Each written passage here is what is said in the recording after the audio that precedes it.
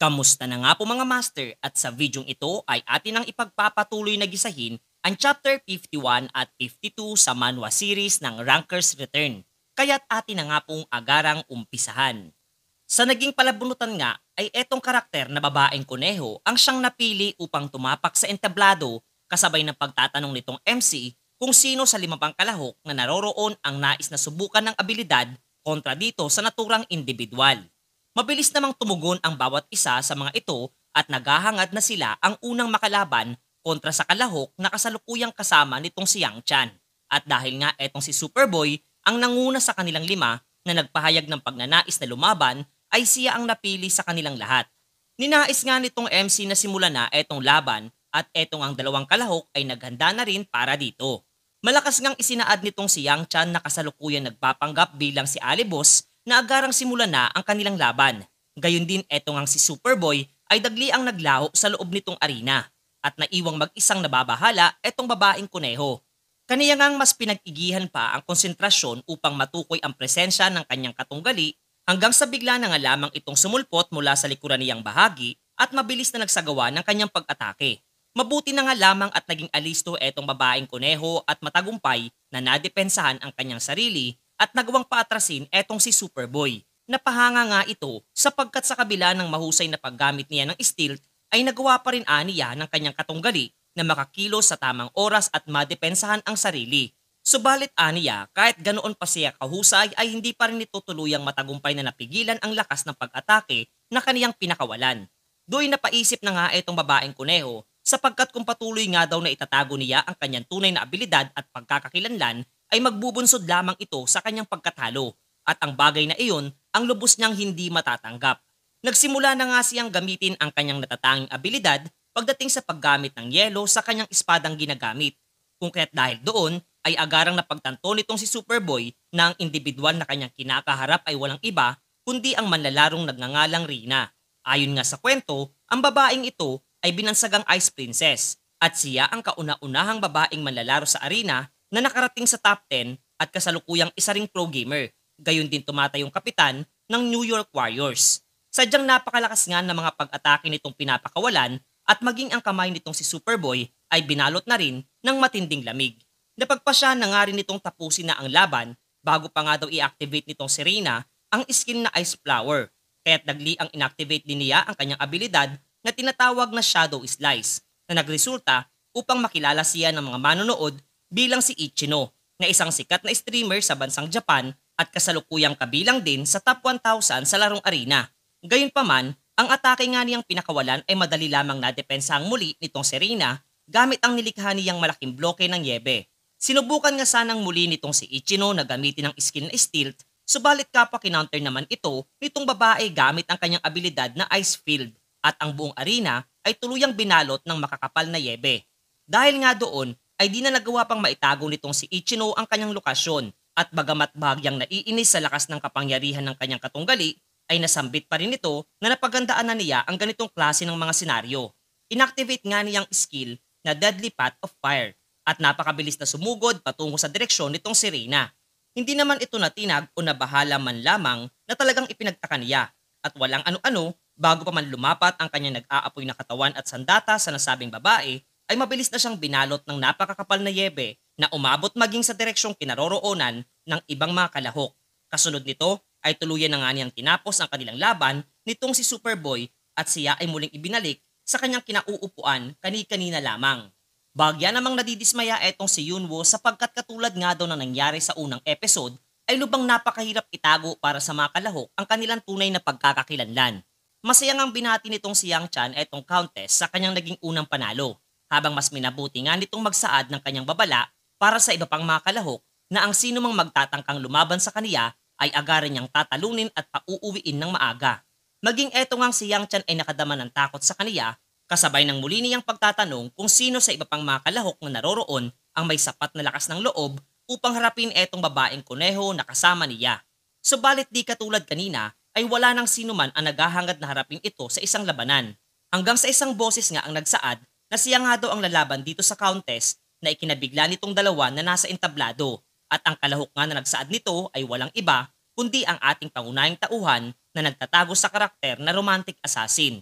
Agad nang hinangad nitong si Yang Chan na umpisahang muli ang ikalawang laban. Patuloy ngang malalim ang konsentrasyon nitong si Reina habang eto namang si Yunwo ay hinugot ang kanyang sandata. At literal na ikinabiglangang masilayan ng lahat, buwat ng ito ay tila ba isang sirat putol lamang na kapiraso ng espada. Ito nga ang half sword na ipinagkaloob sa kaniya nitong si Aldred sa nakaraan. Habang etong si Yang Chan ay natanong siya kung may problema sa kanyang sandatang napili at kung nais niya itong agarang palitan, na sinagot naman niyang ayos lamang ang lahat at sadyang ito nga daw ang kanyang gagamitin sa pakikipaglaban. Tila ba na insulto naman etong si Reina sa pahayag na kanyang narinig at lubos na nagnanais na ipahiya etong individual na kanyang kaharap oras na nag-umpisa na ang kanilang labanan. Mabilis nga siyang nagsagawa ng kanyang pag-atake at pinaplanong tapusin ang laban sa pamamagitan lamang ng isang wasiwas ng kanyang espada. Magkaganoon man, ay napuna niyang nananatiling kalmante etong si romantic assassin habang hawak-hawak ang kanyang half sword. Kampante nga niyang iniisip na wala itong magagawa laban sa kaniya. Subalit bago man siya tuluyang makalapit ay isang napakabilis niyang liwanag ang tumama sa kanyang katawan na talagang labis niyang di inaasahan, kasabay ng pagsasaad sa kaniya ng system na tumanggap nga daw siya ng isang malubang pinsala na siyang tuluyang nagpabagsak sa kaniya sa lapag. At ang nasabing pangyayari ay literal na hindi magawang paniwalaan ng lahat ng mga kalahok, kabilang na etong si Kim Seok Jong at Yang Chan mga master. Sa bilis nga ng mga pangyayari ay hindi talaga maunawaan nitong si Reina kung papaano siya nagawang talunin nitong karakter na romantic assassin. At kahit nga etong si Yang Chan ay sadyang natulala at hindi makapaniwalang may itinatagong ganitong abilidad ang kanyang matalik na kaibigan. Aniya, sa unang tingin nga daw ay tila inilabas lamang nito ang kanyang sandata at mula sa isang biglaang pagkilos ay nagkaroon ng isang klase ng aura na direktang tumama sa katawan nitong si Reina at naging sanhi upang ito ay tuluyang bumagsak sa lapag. Ganito nga rin ang nasilayan ng ibang mga kalahok sa nangyari at hindi makapaniwalang maaaring gamitin ang aura sword sa ganoong kaparaanan. Pansamantalang nagkaroon ng break ang programa at agarang natanong nitong si Yang Chan etong kanyang kaibigan hinggil sa klase ng kaparaanan na kanyang ipinamalas kanina lamang.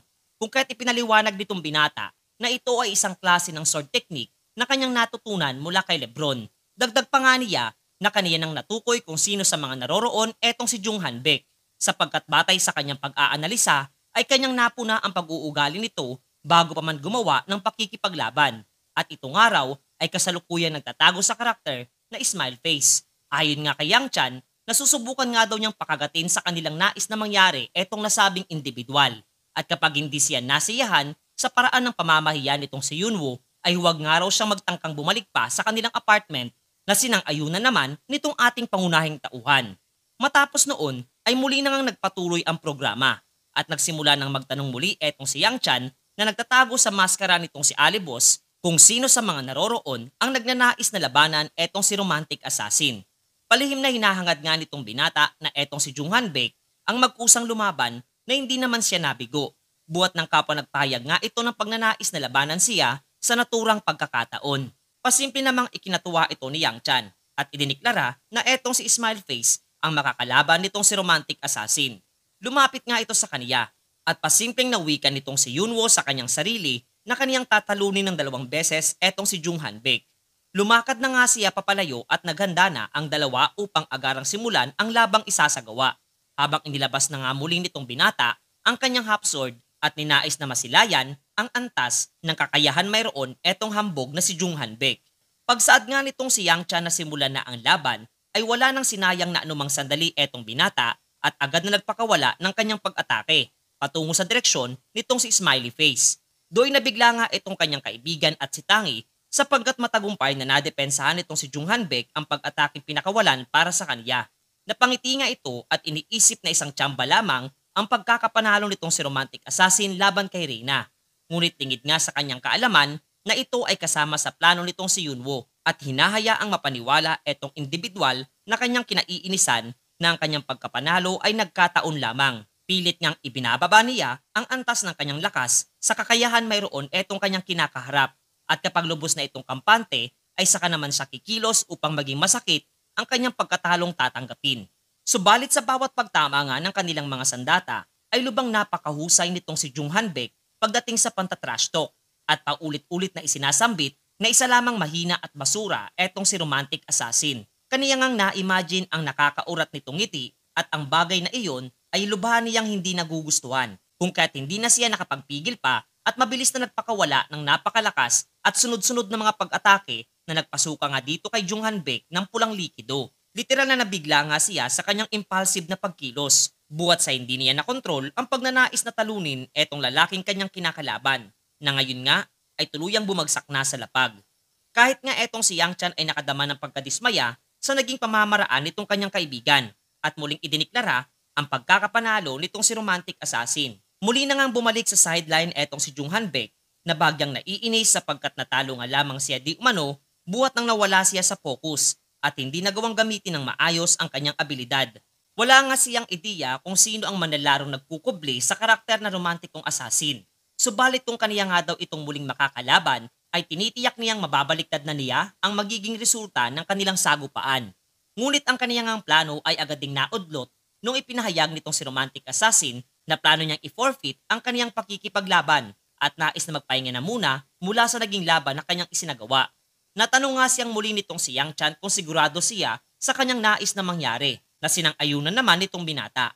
Marahang umupo nga siya sa labas na bahagi ng arena at do'y pasimpleng kinausap nitong si Jung Hanbek na natalo nga lamang daw siya buwat sa itinatago niya ang kanyang tunay na pagkakakilanlan at hindi dahil mas mahusay etong si romantic assassin kumpara sa kaniya. Natuwa naman etong si Yunwo sa kanyang narinig at muli ngang pinainit ang ulo nitong nasabing lalaki. Gayun din hinamon nga ito na sa susunod na magkakaroon sila ng pagkakataon na muling magkaharap sa entablado ay huwag na nga raw itong magpigil pa nang sa gayon ay hindi na magpalusot pa etong tinatawag na Mr. Sword Eagle Rock na talagang ikinabiglang marinig nitong si Jung Hanbek na alam na nitong nasabing individual ang kanyang tunay na pagkakakilanlan mga master.